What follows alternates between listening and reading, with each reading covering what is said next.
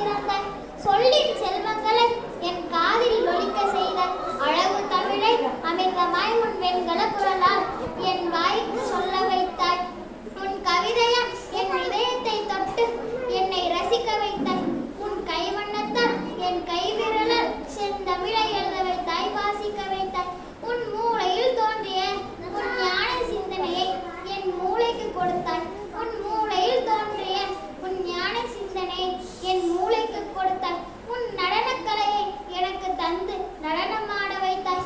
ஆயக்கலையை எனக்கு தந்து உன் நுழியால் என்னை சிற்பமாக மாற்றினாய். எனக்கு தாயாக இருந்து அன்பு வைத்தாய், அப்பாவாக இருந்து அரவணைத்தாய், தோழியாக எனக்கு இருந்து என்னை மகிழ வைத்தாய். மொத்தத்தில் நீ ஒரு கலை செல்வி, அதனால் தான் உனக்கு செல்வி என்று பெயர் வைத்தார்களோ.